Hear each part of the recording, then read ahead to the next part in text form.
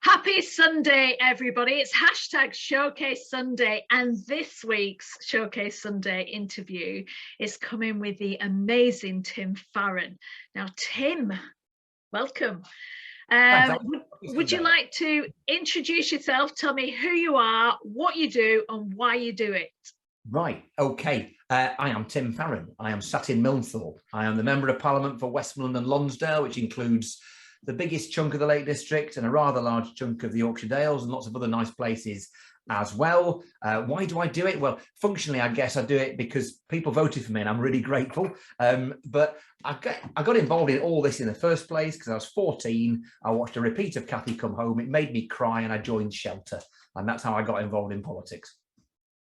Wow. What was it about that made you get involved? Well, I guess I've watched the programme twice. If you've ever seen it, it was made in 1966. I want to point out it was a repeat. I wasn't born until 1970, and I watched it when I was 14. I've watched it twice, once then, and it made me cry because Cathy reminded me of my mum. I knew people who've been in the situation she'd been in. If you don't know the story, this is a lady who finds herself homeless, marital breakdown, homelessness, ends up being passed from pillar to post. Eventually she ends up losing her children. It's absolutely flipping tragic. I watched it when I was 14. It made me cry because I felt compassion for her situation. I watched it on its 50th anniversary because I did a thing with Ken Loach, who is the filmmaker, who is not a Liberal Democrat. He's a Corbynite, but it's a great film all the same. And he and I did a meeting in London to celebrate its 50th anniversary. I watched it again on the train on the way down, and it made me cry, age 46 or whatever it was. And it made me cry that time, not just because I think what moved me the first time was just the plight of Cathy. What moved me the second time was a plight of Cathy and a sense of real anger at the fact that all the officials in the film just pass her on. They don't give her the time of day. They treat her like she's the culprit, not the victim. And it just made me think that one of the reasons why I do what I do is I'm determined not to drop anybody. Not to be like those people who Cathy came to and they just shrugged their shoulders or treated her like the dirt on the bottom of their shoe. You know, we have a policy, I have a policy locally that I don't drop anybody in need. Even if I can't solve it, I won't drop them. I love that. I love that. Gosh, that is a real, a passionate way of really embracing what you do. And I know this because I've seen you work, I see what you do, and it's incredible. And you're right, there's so many people out there who, can get dropped and does get dropped, and that's not okay at all. Yeah. Wow. I mean, 95% of the cases I deal with are not of that kind of seriousness, but nevertheless, people need help. And, and if it's simply, I think this about government policy, which that's still really important to listen to people and so on. But very often you get real life-changing issues where someone denied surgery who needs it, or their family is separated because of some immigration error or policy, or indeed homelessness. And very often it is homelessness and housing need or benefits issues. And let's be honest, in the current environment, lots of people in desperate need. And I can't solve every problem people come to me but I just do my best, like I say, never to drop them, stay with them for the journey, and one way or another we'll find the solution, I pray. Fantastic. And that goes on to my next question, which is what makes you unique and different? And that is one of them, one of the elements there. What does make you unique and different, Tim? I know it's easy for me to probably say that for you, but it would be great if you elaborate into what you would think. I don't know. I mean, there's lots of people in politics for the right reasons, and some people for mixed reasons, and some people for reasons that I wouldn't approve of. But and that cuts across all parties, by the way. I think I don't know. I'd like to think that if I'm different, then it's because it's not what I think, because we can all have different opinions.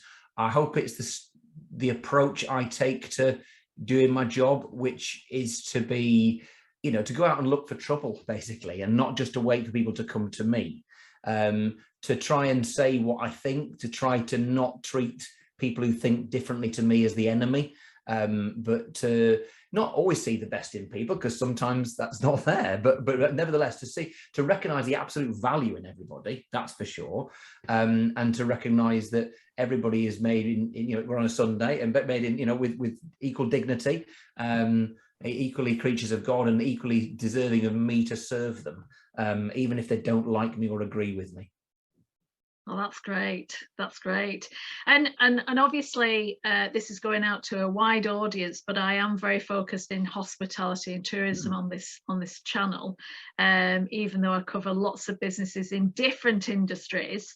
But what makes it, what do you do that helps and is relevant to the hospitality industry? Because I know what you do when, there's hospitality and tourism business owners who are looking for help and assistance. But how can business owners from around the country get help from their MP? What is it that you can do, or their MPs can do for them, for the businesses?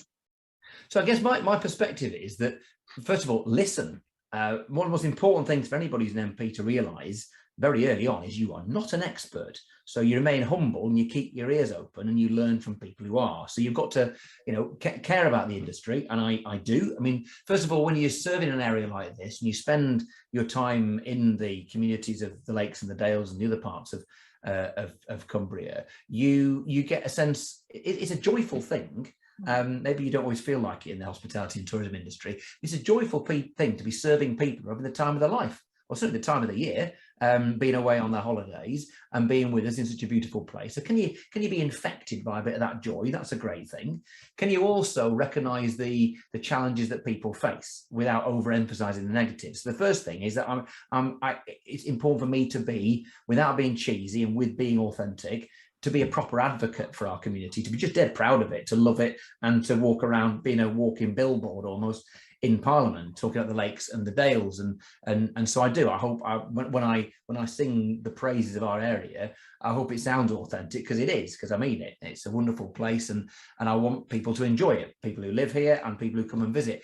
But what are the other things? I mean, so that it's understanding what are the problems. And so obviously throughout COVID, huge issues there, which we sought to grapple with one by one. And some people within the industry, within the sector, were those who the government's financial aid didn't stretch to and were in serious need. So being their voice and drawing common cause in other parts of the community which were equally affected. But, in other ways, for instance, the issues relating to the workforce. I don't need to tell you this, Alison, but I think I'm right in saying 63% of tourism and hospitality businesses in Cumbria last year operated below capacity because they couldn't do anything else, because they couldn't find the staff.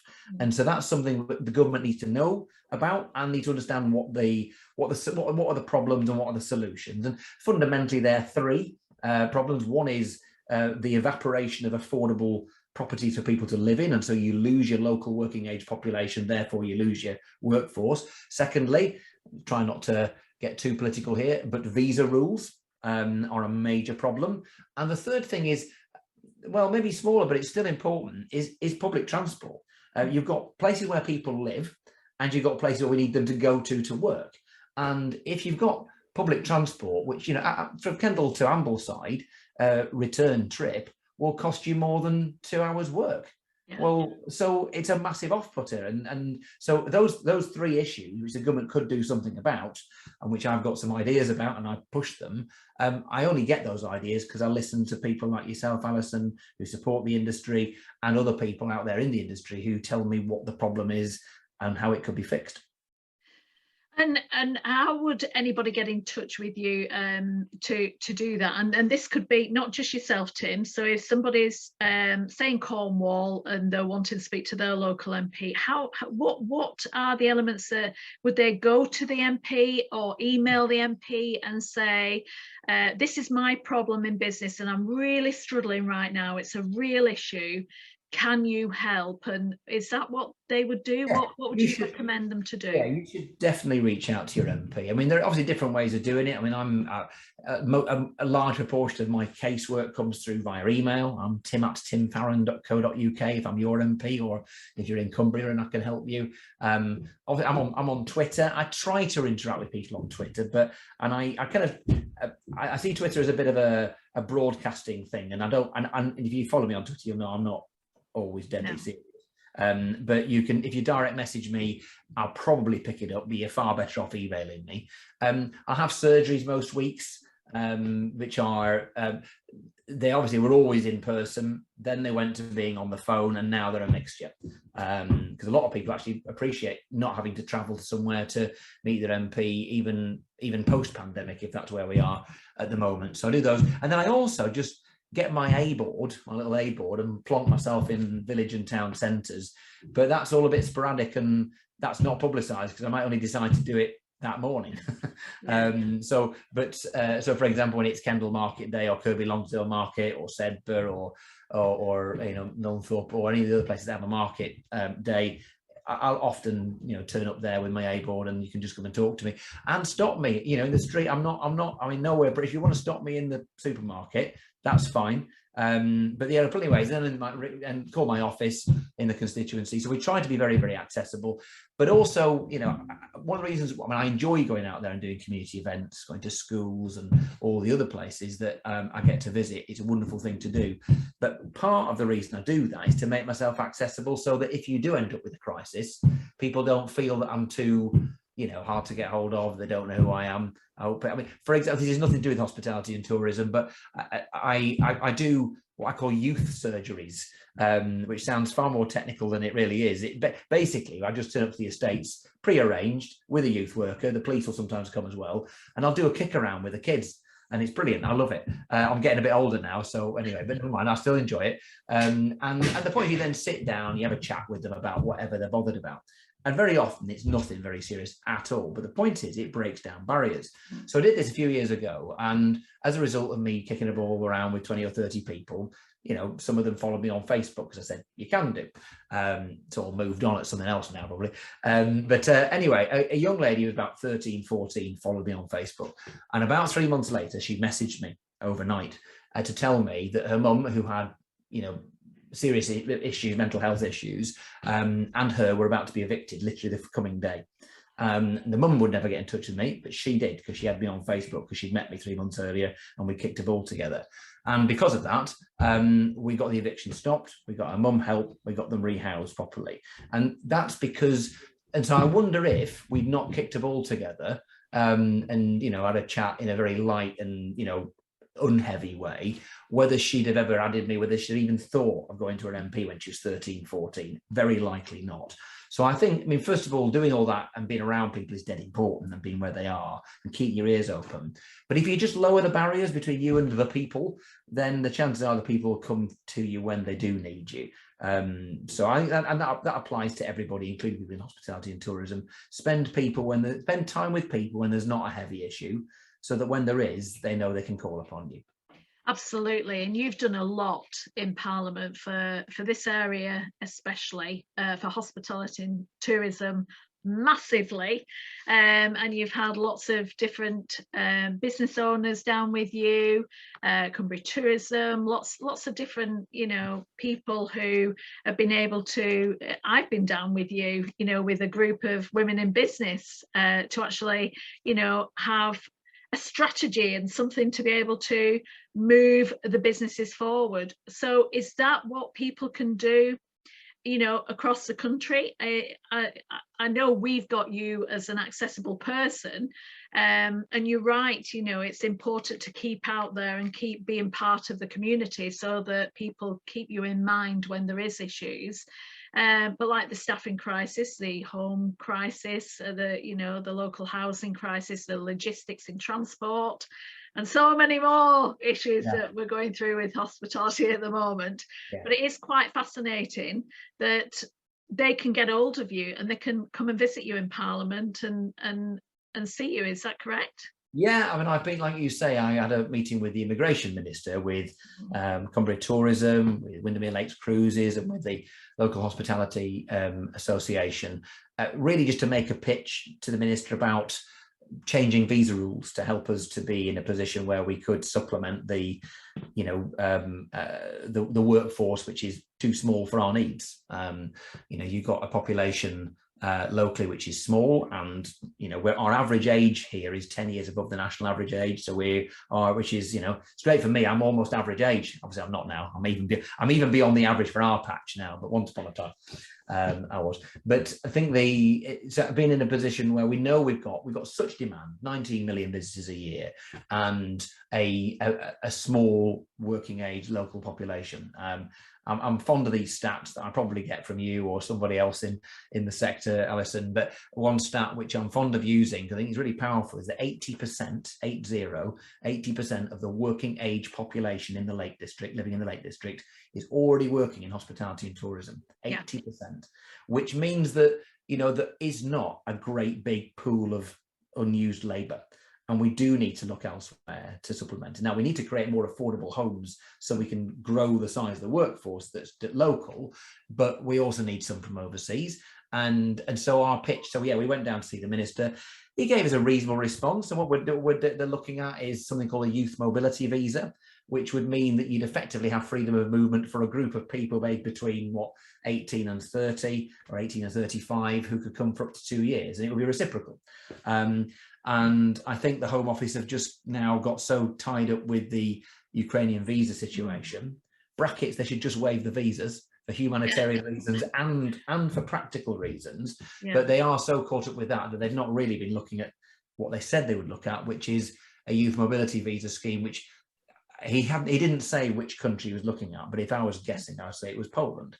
Now that would be a real blessing. That would be thousands of young people who could come and work here, and vice versa, and really add value to our economy. But yeah, going down to see the minister about those sorts of issues, whatever they might be, about challenging the government over, we're happy to have second homeowners here, but too many kills communities. It's not the second homeowners, it's the properties that are taken out of full-time occupation. We've got to be very careful that we're not being anti any human being, including people who've got second homes, but you can't ignore the fact that excessive second home ownership kills communities.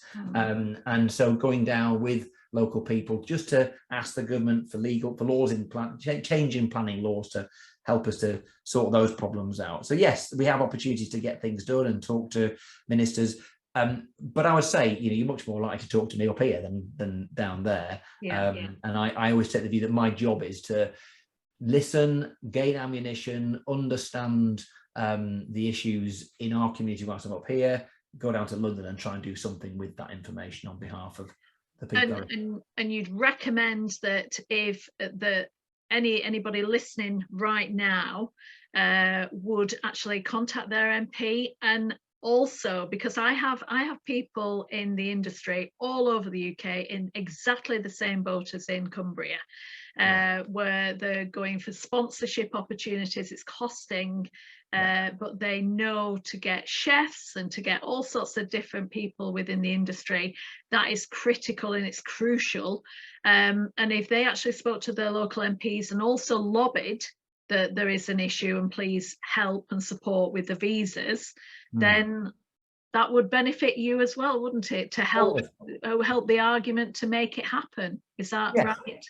I don't think any government wants to do a bad job.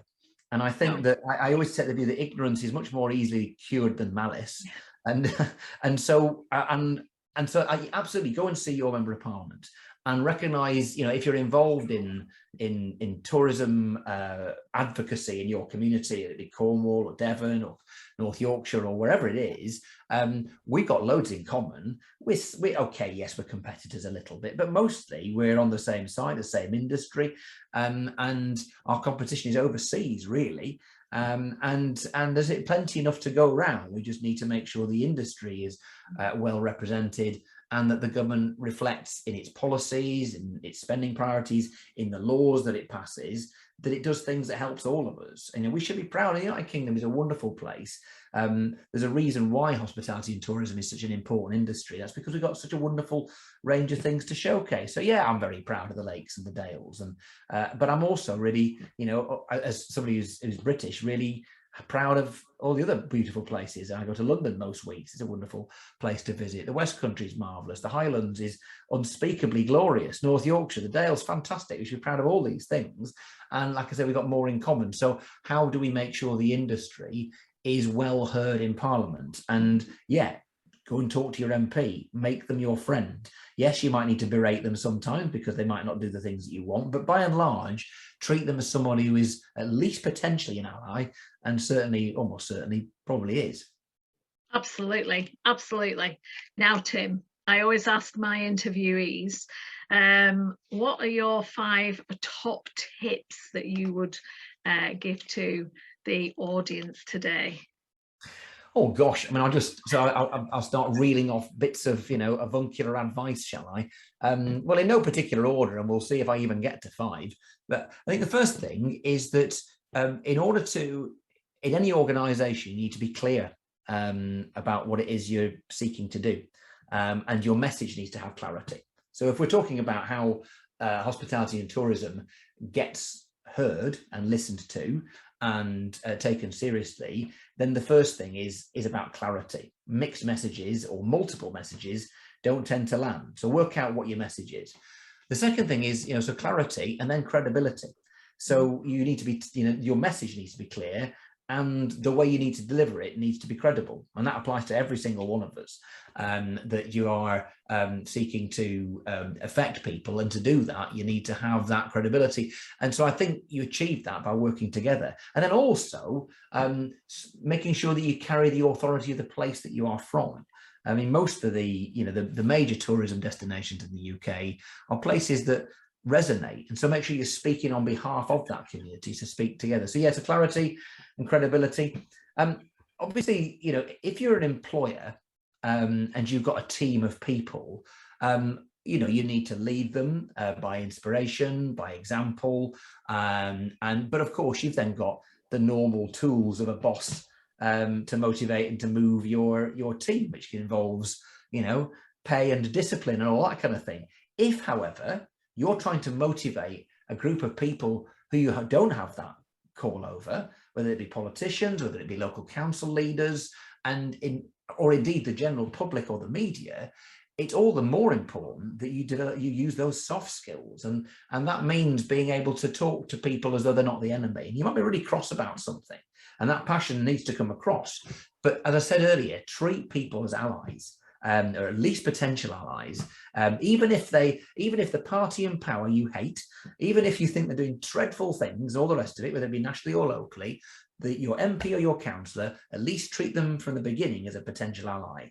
And I think, so you've got to then be able to motivate people again by inspiration, rather than by, telling them off, because that just tends not to work. And it's not something that we can do if we don't directly employ people. That's 3. What else can I talk to you about? Again, well, here's me, blah, blah, blah, blah, blah. In all things, as my gran used to say to me, she said, Timothy, you got 2 ears, 1 gob, use them in those proportions. And you listen because it's polite, you listen because it's right, and you listen because you'll make it because it's wise. I mean, in an industry that has such a huge market domestically and hopefully again soon internationally, then obviously you need to listen for marketing purposes and all the rest of it, but actually subtly understanding where people are coming from, what are their motives, so how you can work with them, how you can work to align your objectives with theirs. It's so important, because the people you speak to, you hope that their priority is the same as yours, but it probably isn't. But nevertheless, you can still align those priorities somewhere and find how you can work together in terms of, making sure that, so local housing association might be, I think they've got a totally different set of objectives to you in the tourism industry. Well, not really, because you want more affordable houses built so you can have staff and so your kids can live somewhere, and they want to provide more affordable homes because that's their mission. So let's just think about how ways in which we can work together. I don't know what the 5th one is. It's that common ground though, isn't it? Yeah, It's the common ground of actually working together. It's collaboration, you know, really thinking, well, what's the common ground here? What's the ultimate goal? And how can we work together to make it happen in a positive way? Yeah. And I think the fifth thing really is I suppose is about patience, perseverance. Don't give up. You won't always get the thing you want first time, and people in business know that especially, that it is about persevering and not giving up. You know, that doesn't mean you won't amend, because part of the using the two ears is about understanding how your pitch, whether it be your business or whether it be your, shall I say, campaign or advocacy for the government to do better things for hospitality and tourism, you know, the more listening you do, the more you will subtly, organically evolve your product to your message. But nevertheless, don't give up. And think about the audience you're talking to, so that you're speaking the same language they can hear. Them. Do you know, I got asked, I was in this week in the House of Commons. I was blessed where, you know, obviously people from business can come and see me there. I spend loads of times in schools. I love doing school visits, but it's one of those wonderful rare occasions where a local primary school came down to see me. Well, it wasn't just to see me; they came to visit Parliament. I mean, I was, you know, part of the fair, and I was asked, you know, because I was actually in between two debates in Parliament, one on affordable housing and workforce in tourism and other areas, and one on farming. And I got asked, you know, are you nervous when you stand up to speak? And I think my answer is, in one sense, it comes more naturally to me after having done this many years now. But you should always be nervous. You should always be nervous, because you should always respect your audience. Whether your audience is one person or 2,000 people in an auditorium or millions of people on the telly, always be a bit nervous, because otherwise, like I say, you're being complacent and you're not respecting the people you're speaking to. So prepare, even if it's very natural to you, always prepare, and always be a little bit nervous, because that shows that you are caring about and aware of the fact that you're speaking to a group of people who deserve your attention and deserve you to give of your best. I love that. I love that. Now, Tim, I know you've mentioned some examples that you've had business owners, you've had industry leaders, you've had community experts who have joined you and actually spoke to ministers to try and change things. You know, have you got any other examples that help business owners to actually save time, money? You've mentioned a lot, to be fair, with regard to your top tips, because that is crucial, those top tips. But what about something that helps the industry save time and money and energy? What would you recommend? Yeah, well, I think making a friend of other bits of government too, and that includes your local authority. And it includes, obviously, if you're blessed as we are to have national parks, making a friend of those. And don't assume that they'll automatically get you, and don't be cross that they don't, because that probably won't achieve very much. Instead, become an ally and make them an ally. And I think that's really important. And then the other thing is, I talked about, housing associations, a good example.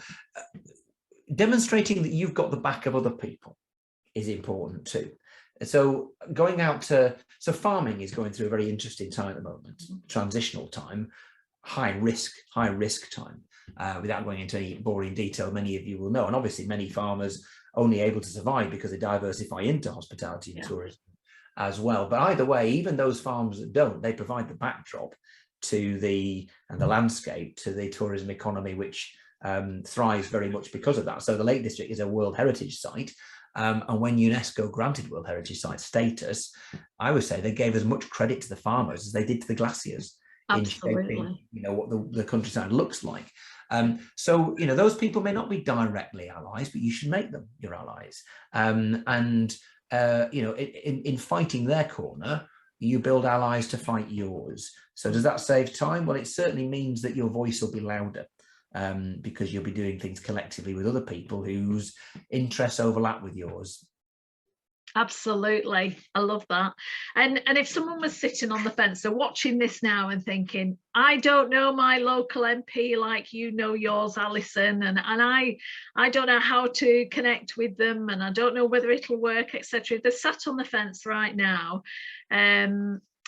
what would, I mean, I could answer this for you, I think. What would somebody who has worked with you, what would you say they would say to that person sitting on the fence? Should I get involved with my local Yeah. MP to help and support my business, my community, etc.? So I think there's lots of ways of doing it, and I think that so I said earlier on that clarity is everything. So work out in your own head, what would you, if you were sat down with your MP for 15 minutes, what's the real thing you'd want her or him to know? And I think that's so be clear about that before you even send the email or pick up the phone. That's the first thing to do. Prepare the ground. What do you want? What would you like them to know? What would you like them to do? And then, well, so there are a variety of things you can do. Obviously, you can just go and visit their surgery. Almost every MP does a surgery, and I think increasingly now back to being, some physical sit-down surgeries. Spend 10, 15 minutes with them. Make sure you're very clear what you want, as I say, from them during that 10 or 15 minutes, so there's some kind of follow-up. But you also, I mean, for example, when it's, English Tourism Week, where you have, so Cumbria Tourism and others organise a set of visits for me, and I know they do it for other MPs. And I'm very involved with the industry locally, but let's say I wasn't, or I was brand new to the role. That was actually a great way for me to sort of dip my toe in the water, so to speak. And so folks organised a few visits to holiday parks, to businesses, a round table at Dove Cottage in Grasmere, which is obviously very much the centre of that part of the Lake District tourism economy. And we had several people come to visit us, people who provide accommodation, people who are makers of bespoke Lake District foods, all those kind of people, all sat around a table and sharing with me their experiences, the positives and negatives, the things that they'd like me to know and even to do. So organise something like that. So that's where it's a good idea to pick 2 or 3 friends from other bits of the industry, so they get a flavour of what it is that you want them to know and to do. But yeah, but go and see your MP, but be clear what you want from them before you do. Yeah, have a real clear goal and objective.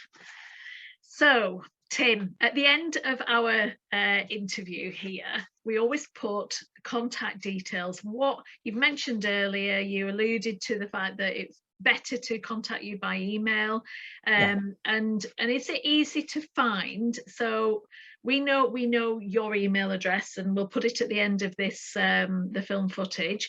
But for example, if it was another MP, is it easy to find who the MP is in their local constituent? Yeah, it normally is. If you know who your MP is, or you know what your constituency is, or even if you don't, but you know where you live, you just put I don't know, sort of MP for Newquay, or MP for Barnstaple, or MP for Morpeth, or what have you.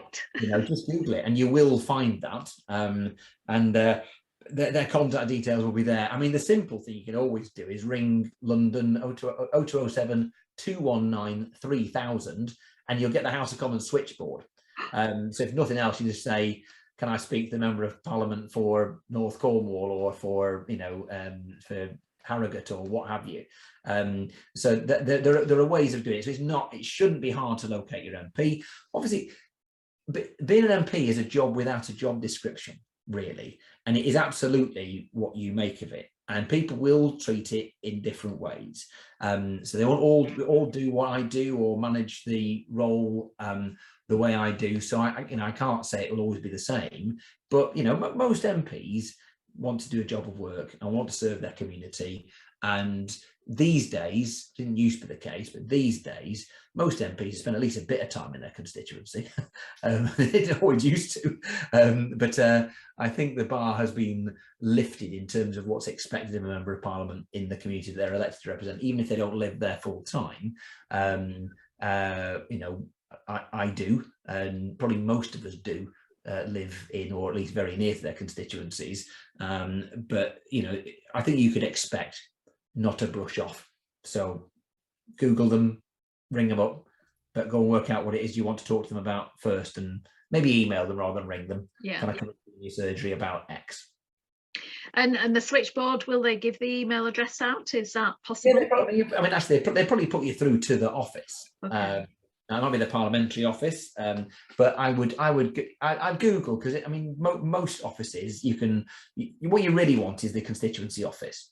But again, if you Google constituency office for the Member of Parliament for Scarborough, for instance, it will come up probably at the top of the list, and you get a telephone number, an email address.